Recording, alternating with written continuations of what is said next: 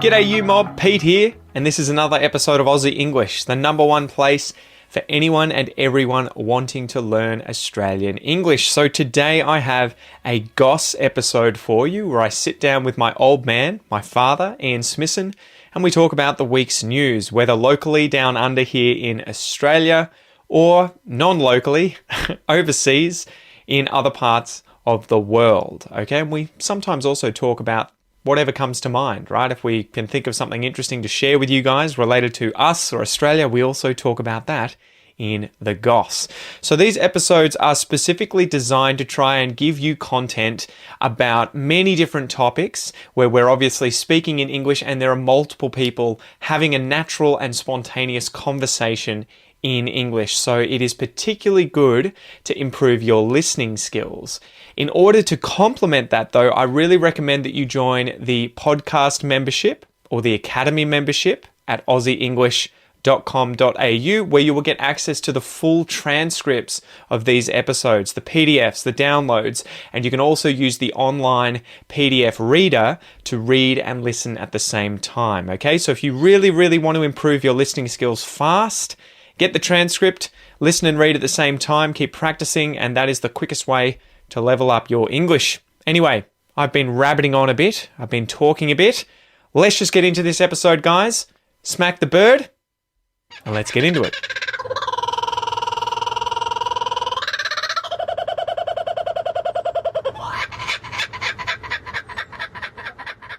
Dad, what's going on? Hey, Pete. Welcome back. Yeah, thanks. It's been a good 10-second break. It has, yes. I took one sip of drink and we're back again. We're off and away to the King Penguins. King Penguins? Yeah, All on right. Coorong Beach in South Australia. So this was a story that I saw come up recently, and I knew you'd love it because you're a bird fiend. I am, and I didn't get to see them, but then, I wasn't going to drive for a day and a half to go and see a king penguin that was no longer there. Yeah, so the king penguin turns up on Coorong Beach in South Australia, thousands of kilometres from Antarctic home. So a group of bird watchers has left amazed by a surprise sighting of a king penguin on a beach in the Coorong area of South Australia. King penguins normally only live in Antarctica and sub-Antarctic islands, but a group of friends of shorebirds southeast saw one north of Kingston southeast last week. So yeah, these are those second largest, right? Second largest penguins. Second largest penguins. Emperor penguins being the largest. Absolutely massive, right? Aren't these ones like 3 or 4 feet tall? Yeah, well, emperor penguins are that big. These are probably, they'd be close to 3 foot. So almost a metre tall. Yeah. They're big white and black birds, right? And yeah, it was interesting reading the article. They were saying that there's only been 3 occurrences of these guys appearing in Australia. The last one was in 2004, and before that it was in 1987. So that was the year I was born. Like, almost 37 years ago. Yeah. So they all appear to be just randomly. 3 in 40 years are appearing in the same part of South Australia. Yeah. So, sort of well, weird. you wonder, what's causing that with how they're getting there. Is it like that there's on a regular basis a current change or something and they're just getting washed out? Yeah. And you wonder too, are there heaps that just never make it because they're not in good enough condition to be able to make such a big journey, right? Yeah, it's sort of, I don't understand the kilometres. motivation, really, to go, let's go north. Yeah. Well, yeah, you wonder, right? Is it something that's like encouraging them to go north, or are they just going out to the water and end up and then they just swimming around? They don't know where to go back. Get up and go, wait a minute, what happened? Yeah. Where the F are we? I've lost my bearings. Yeah, exactly. But Australia used to be home to some pretty large penguins, didn't it? In the prehistoric era. There were massive ones that used to live here in that age of the Pleistocene, so a few million years ago. But yeah, so have you seen any of these sorts of penguins before besides potentially other than in zoo? captivity? Yeah. No, I haven't. I'm trying to think. I think I've only seen 3 species of penguins live, and only 1 in Australia. Yeah. So. Yeah, it's interesting because these guys, the person in the article, so this article, by the way, was from ABC News. You can go check it out. It was published on the 30th of January. Yeah. But the guy that was talking about seeing it was saying that it was just on the beach and it started doing some gestures to him, like head bobs and stuff and whatever the shrill calls that it was making. and then just walked straight up to them and kind of just hung out. Yeah. Well, he'd possibly never seen a human being before. Yeah. And so these things on the beach probably just look like giant penguins. Yeah, it's just like, and that's it, right? They sort of congregate together. So there's obviously an urge to be like, well, there's another tall, vertically standing animal. Yeah, we'll go and stand next to them going, That's a fucking hello? weird looking penguin over there. Seems to be fishing. He knows his stuff. Yeah. So, yeah, it would have been so cool to see them. I have always seen those docos, the David Attenborough docos showing them kind of waddling around in Antarctica after a few weeks at sea, going to wherever the other parent is of the pair that's sitting on the ice with the egg resting on top of its feet. Yes. Thermoregulating the egg, ready to hatch, and then it would just be so interesting to be able to actually go and see those huge colonies of these guys. Yes, right? well, they're Antarctic and subantarctic. A place like Macquarie Island is where the king penguins are. Emperor penguins are much harder to see because they're on mainland Antarctica and often not by the coast. They have even these harsher colonies conditions. in tens of kilometres inland in ridiculously harsh conditions. Fucking psychos. There's no polar bears. I know. You don't have to go that far inland. Yeah, you've got to be a few hundred metres inland and the seals aren't going to come after you. Yeah, exactly. Well, and they're not going to really hunt you on land, are they? No. So, but it was interesting, right? The fact that it's not afraid of humans. I noticed that to some degree when I was on Rain Island in Queensland doing the turtle research, and the birds there, the seabirds in particular, were just not afraid of you. Just didn't seem to care. No. Because they don't have any natural predators. That experience of humans and have no natural predators on those islands. Yeah. It's like when your mum and I went to the Galapagos, the animals there are just, I'm sure they are now habituated to humans, but that because they've grown up with no natural predators other than the bigger birds eat smaller birds and the lizards eat smaller animals. Well, they don't have any large mammals. There's no large mammals or anything, so they're perfectly happy with you just walking straight past them. I've got this great photograph of your mum who's photographing some birds in a nest beside the trail, and there's a pair of boobies standing on the trail, like within half a metre of her, just looking up at her, and she was just oblivious to it because she was concentrating so much on what was going in. So they just sort of walked up and stood next to her, going, "Hello." Yeah. Well, when I was on Rain Island, I think it was a booby, the brown boobies. Yeah, it just I can't remember if I sort of encouraged it or it just jumped, but it got up on my arm and was just standing there. But I got a photo of that, and I remember just being amazed that this thing just didn't seem to care at all. It was just like, oh, look, vantage point, Hi, it's part of the island today. I can stand on your shoulders. Yeah, but it's interesting thinking about those places as kind of this temporary part of evolution, right, or of colonization of these animals where there must be a period, right, of a few hundreds of thousands, maybe millions of years where they don't have those kind of predators around. And they are just totally naive to everything and just don't care, right? You can just go and you can, as a human today, interact with these animals and they just ignore you to their detriment quite often, like the dodo, right, where you just get knocked off. Yeah, and look, that's a particular discipline of biology called island biogeography, and where because islands are natural isolation points for plants and animals. That colonise them from other places, but then they're completely isolated and they evolve in different ways, obviously. But they also have this thing of no predators typically because the larger animals take a lot longer to get there. And other than predators in the sea, like seabirds and reptiles and mammals that hang around the beaches and go swimming, whether it's looking for food or for the entertainment value, they're likely to be eaten by large fish like sharks and things. But land predators just don't exist because it's very rare that you're going to get a big cat just arrive on an island. Yeah. Well, especially, I guess, and it's interesting because I remember studying this and it being so correlated to how far away the island is from the mainland, right? That main the point. further away you are from a source. Yeah. Because you wonder with something like the Galapagos, you're kind of like, what would be the next large predator to evolve there? Because you're unlikely to get any of these land mammals getting there because it's so far away from the mainland. But you're going to get birds and reptiles and other vertebrates. Well, the thing is, the reptiles had to get there from somewhere. The iguanas, land iguanas. How do they get there? And they got there on floating objects, but having a reptile is easier to have it just hang out on a Just log shut for down. weeks out in the sea than a jaguar. Yeah. Appear out of the rainforest. He's got maximum of a week He'll until he last dehydrates 2 or and 3 dies. days without water. Yeah, exactly. It's crazy. I remember too being on Rain Island and thinking there was this tiny little honey eater that I think that had got there, and I remember looking at it being like, "You're fucked. There's no way. There's no way you're getting back. home. Yeah, we're hundreds of kilometres away from the mainland and other islands. You clearly got pushed out here by a big storm that was brewing before we got here, and then you're on this small island with barely any trees and no water, standing water. I'm like, but this is clearly how these animals get to these locations. Yeah, exactly. And look, there are a number of very recent, as in recent within my lifetime, colonisation of Australian birds in New Zealand. That spoonbills arrived in New Zealand from Australia 10, 20, 30 years ago. Previous to that, they were never seen.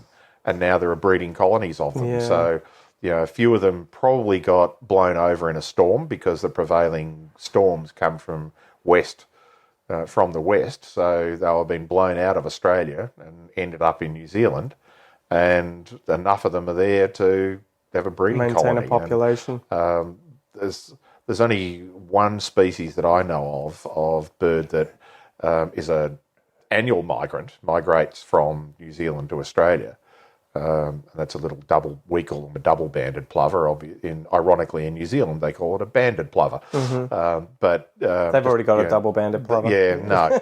A tiny little seabird, the shorebird that overwinters in Australia. Yep. But not all of them do.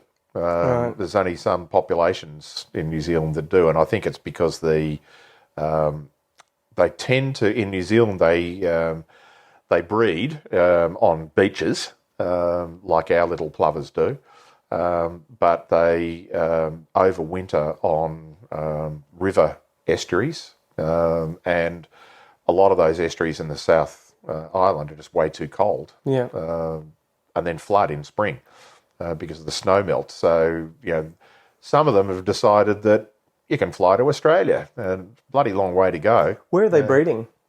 On the beaches in New Zealand. Okay, because I'm thinking about speciation. No. And like if there's gonna be the potential there, but obviously if they're breeding in the same location, it doesn't really matter. And as far as I know, there haven't been records of a few of them hanging out and staying in Australia and breeding. So we don't have breeding populations of them. They breed in New Zealand. But that's just one of those weird ones where you go, it'd make sense if you went from Australia to New Zealand, because you can see how that would happen. Just it's downhill. A weather, it is. It effectively is. Well, from a wind point of view, it is. It's downwind. The other direction would be a bitch. But to fly to overwinter in Australia is... just go the other way. Because they're tiny little birds. Just keep going. There's plenty of other tiny little birds like that fly from Alaska and Siberia to Australia and New Zealand. So... How do they do it? Like, are they eating on the wing? How? No. Like, isn't there some massive distance? There's like tens of thousands of kilometres that some birds from Siberia come to Australia. Bar-tailed godwits. There's records now of satellite-tracked bar-tailed godwits that have flown from Alaska to New Zealand in one go. How? They do not land anywhere else. How? Like, are they hibernating on the flight? Like, Well, it's... what are they drinking? It's astonishing. Yeah. That's 14,000 kilometres, because they don't go in a straight line. They go in a curve. And they're not stopping, right? No, they're not stopping. The curvy path, I think, is probably related to wind patterns. Yeah. Where they're getting an advantage of, at high atmospheric wind patterns. But we have those bands around the Earth where the wind's blowing one direction and then blowing the other direction. So they'll be picking those up. But that's what blows my mind, because you're kind of like, I could probably walk, 100 Ks before I drop dead, and especially without food or water. Like, I'd be dead that day, right? Like, but you think about these birds too, where you're like, it's not like they're practicing and working up to it. It's not like they're getting ready for a marathon and they're just like, I've got to do a 7K run 4 times a week. And then I'm going to go a quarter of the way and then turn around and go back. Every month I do a 20K run and then I finally work up to the 48Ks and I'm dead after that. I'm not doing it for another, month. These guys just, sit there, eat, get ready, and then one day they're just like, time to go. They're breeding in the Northern Hemisphere. Which again is quite bizarre because they must go through a huge gorging period straight after breeding to get enough body fat reserves to be able to fly all that way. After breeding is a highly energy sucking process where females are actually having to produce eggs. You're spending half the amount of time that you would normally be out feeding because you're either looking for food for your offspring or your partner who's sitting on the eggs or staying back and minding the chicks. It's ridiculous to then go, all right, in a few weeks, we're going to fly across the world. And that they don't even know. That's the astonishing thing is they don't even know. They're like, we're just gorging ourselves. Why are we eating so much, guys? Yeah. I don't know. But it's this time, every time this time of year we do this. Yeah. And it's just, there's just an urge. One day the moon comes up in the right place and you go, all right, time to go. And it's so funny, isn't it? Thinking they don't even know why they're doing this, right? It's not a conscious thing. They've evolved to effectively dodge winter because it's too cold and there's no resources. But they would never consciously be like, why are we doing this, guys? Why are we flying so fucking far? So and then we get here and it's like the same conditions we just came from. Yeah. But it's a completely different place. Why didn't we just stay where we were? Yeah, they don't know. They've got no idea. So, the odd one will stay and they don't make it. Yeah, that's it. They come back and find Fred dead. Spring. They're just like, something happened. Yeah. But the other thing, when you were mentioning the spoonbills going to New Zealand, what do you think the ethics is there in terms of either eradicating an invasive species that has got there naturally, or allowing an invasive a contemporarily invasive species continue to exist because it got there naturally? What do you do?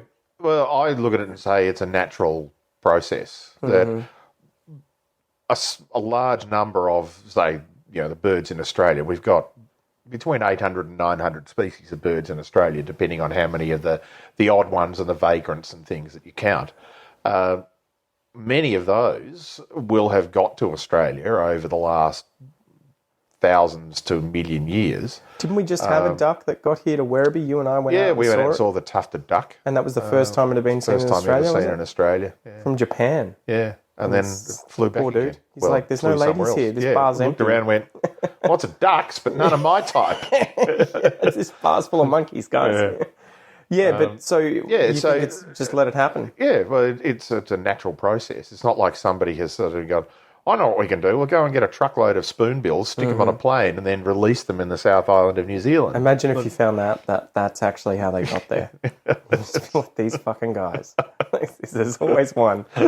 But it's hard too, because I imagine a big part of it would be what impact are they having on the environment locally. Yeah.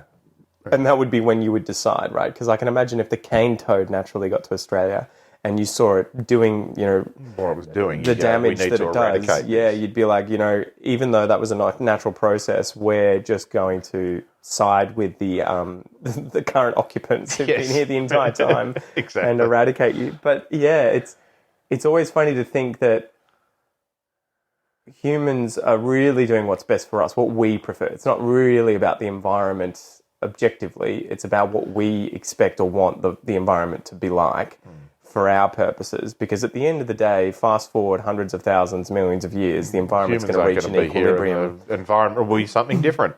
Well, this is like that tragedy of being an evolutionary biologist. There's probably never, ever going to be able to study another planet that has life on it, whether it's intelligent or not, and being able to understand how evolution has unfolded there and how diversification has taken place. Does it mimic effectively what's happened here on Earth? Like, have you got plant-like things, mammal-like things, algae-like things? And then the other tragedy is not knowing what is going to happen here in the world with the future of evolution. And we can tie this back to the penguins. They seem to be one of these kind of weird animals that seem so like sort of subjectively maladapted. They just Yes. look like these awkward little easy to kill They animals. look like an evolutionary dead end.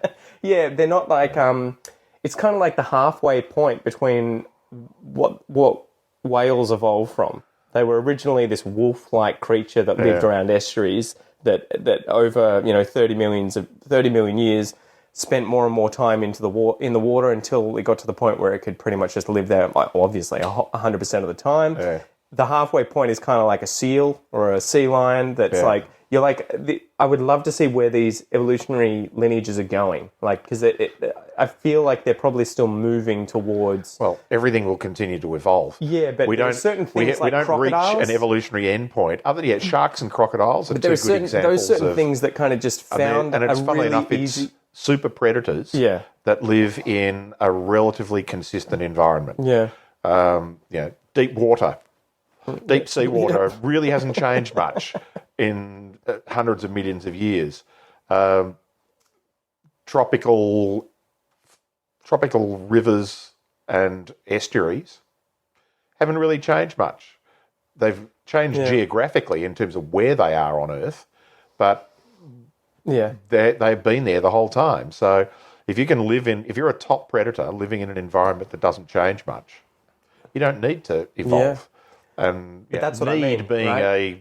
a subjective term, but that's what I mean. I feel like things like otters, any of these things that are sort of semi-aquatic, where they're half in the water and half on the land, it's almost like there must be they're transitioning to 100% one or the other, like polar bears, right? I think, was it Darwin who talked about polar bears being a kind of transition between the land animal and something that's fully aquatic, and you're kind of like, it would be so cool to be able to just fast forward 100,000 years, 1 million years, 2 million years, 10 million years, and be like, are these animals actually staying their kind of weird selves with their weird adaptations and morphology? Is that stable, or are they quickly moving to something else? The other thing, though, is that we, as evolutionary biologists, we look at evolution from an historic point of view. We're always looking at what has happened in the past.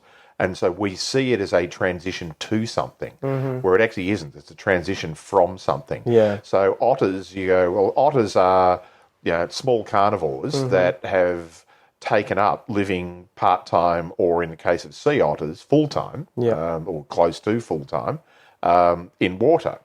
There's nothing to suggest that that's the direction that they're going in. There is no, there's no intent in evolution. And so it could be that, say, the oriental small-clawed otter, which is terrestrial and aquatic. It goes and feeds in water, but it spends the rest of its time messing around on land. It could evolve to be land only. So it could lose the webbing in the feet and start to climb trees again. And, well, there just has to be a benefit, turn into right? a cat. Or a cat like. Depending on the environment. If the environments that they're living in suddenly dry up, suddenly in geological terms. So, it is interesting to look at those sort of things. But you're right. Penguins have sort of got to the point now where they're an evolutionary dead end. Yeah. I wonder how much they're stuck because of being egg-laying. Where I wonder if the egg-laying aspect of their biology is what's sort of holding them to land. Because I don't know how you would transition to being able to lay eggs in water when they've developed that hard shell. Like what? There must be a way that could happen, but you wonder. It's an evolutionary dead end. You can't have. It's almost you can't undo some things like that.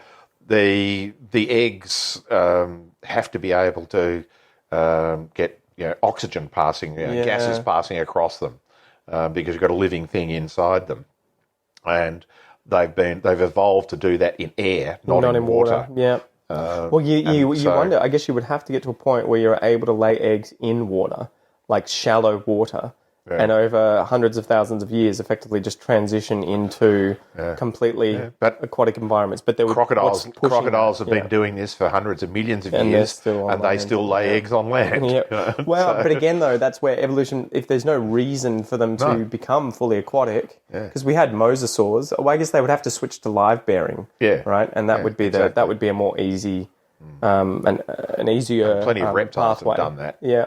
Not necessarily for an aquatic point of view, but for various reasons about environmental stability. Lots of desert reptiles are live bearing because they can't guarantee a stable environment to lay eggs in. So They're just going to dry out or Yeah. flood or... Yeah. So, Well, I think, and for me too, something else I would love to know would be, what is going to happen with domestic animals that have been spread all over the world? Like, if you remove humans tomorrow, every human in the world is gone, and these animals are effectively stuck in the locations that they are currently in. Today, they're all, each has their own respective species. A cat, is a cat. A dog is a dog. But over the hundreds of thousands, millions of years, because they're all now geographically isolated, they're going to go on different evolutionary trajectories, and you're kind of like, are there some that are going to learn to fly? Are there some that are going to become herbivorous, that are going to start eating plants? So there's others that are going to become gigantic, these huge elephant-sized cats that have claws the size of a leg. Are there going to be ones that are, I don't know, that go aquatic? Are you going to end up with like an otter-type cat that is herbivorous? We already do have some of those different species, not domestic ones, but different species of cats. Yep. There's fishing cats, which they eat fish, so they spend a lot of time in the water. Yep.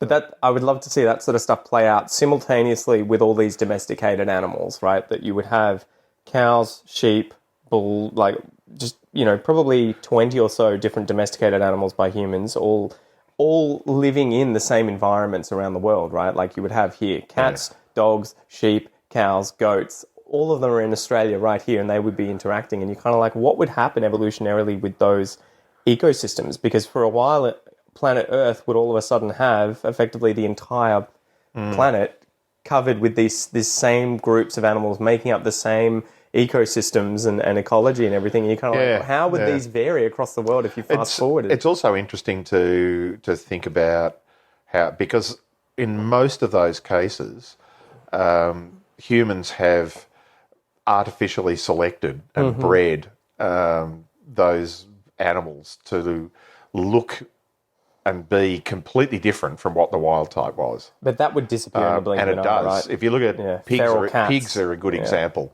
Yeah. Domestic pigs, as in pigs that are farmed, go wild, and within a handful of generations, they look like wild boar. Yeah. Which are, the original wild boar, which is what those pigs were, bred from. Yeah. So all of those genes that we have selected for because they make good food and easy animals to handle just disappear. The old wild type comes back very quickly. Yeah. It'd be interesting to see how much of that happened. I don't think there's going to be too many Pomeranians running around They'd be the first in to the die. wild. They'd be the first to die. But you go to a lot of Asian cities. Yeah. And wild dogs, just wild as in not running around in the countryside, but dogs just domesticated dogs that are just running around in the streets. They all look the same, like little dingoes. They all look like just little wild dogs. Yeah. And so it's they go back to wild type very quickly. That would be interesting to see. Last story would be your penguin story, right? You guys raised penguins when I was a kid. We did, in your bath. For a few weeks. Yeah, How did that happen? Actually, it was What before it you like? were born. Actually, sorry, it was.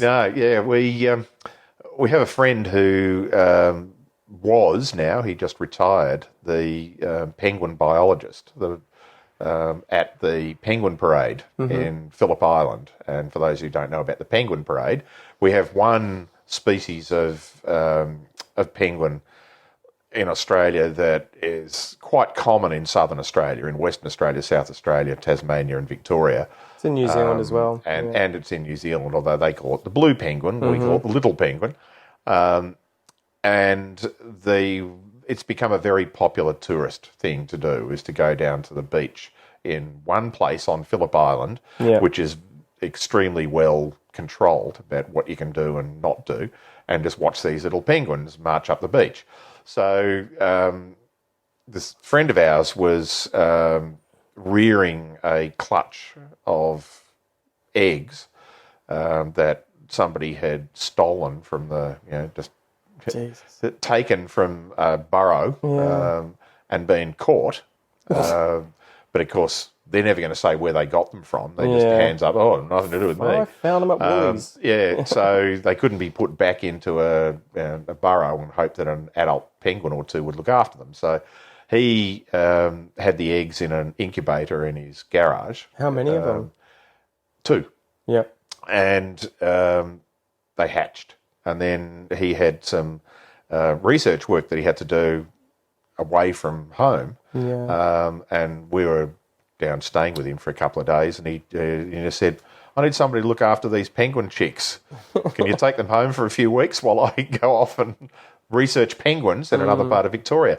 So we did. So we had them in the bath at home, and put a little box for them to go and hide in, and sit them in the bath, and had to go down to the market every couple of days and get fresh pilchards, small sardine fish, and hand feed them for a few weeks, and then eventually took them back, and they were released once they molted into adult plumage. They were released into the wild. And they just get it down where they came from. They just work it out, or they sink or swim. Yeah. Well, I don't know.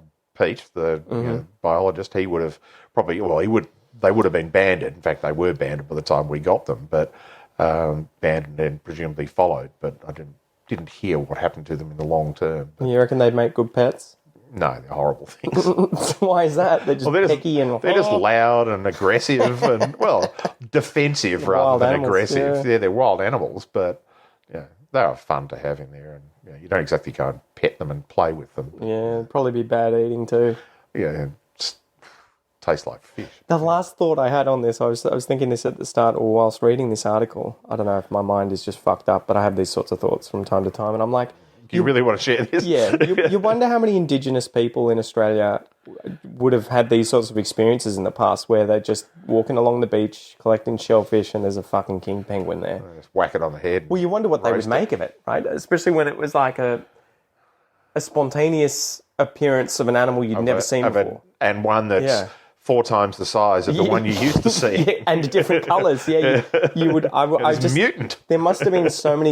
and the key example of that would be like when Europeans first colonised Australia and the interactions they had with Indigenous people being like, what the F? These guys are like transparent. They're in boats. And the size of the ships that they came in, where these guys are used to small canoes. It would be so good to be able to just put yourself into an Indigenous person's body from thousands of years ago and interview them in their own language without them seeing you as a European and be like, what do you guys think of this animal? This animal just washed ashore. What do you guys make of it? Like, is this weird or is this like, yay, some more food? Are you used to seeing weird stuff? It's big, but tastes like shit. Because this sort of thing, right? If this is happening every 20 years here in Australia with this king penguin around South Australia, for thousands of years. Yeah, exactly. And so it would just be one of those things I would love to know. What do you guys make of this? Like, you see this happen, and you're just like, is it just, oh yeah, whatever, let's eat it? Or are you like, that could be toxic, stay away? Yeah. Do we worship it? Do we kill it with fire? That whole, this is a completely different conversation, but that is an interesting thing about if you're a hunter-gatherer, that is that you get all of your food from sourcing it in the wild. How interested are you in novel things? And you've only ever done that. Yeah. Then how interested are you in novel things? So, Bob, you're first. Where's the taster? Where's the taster?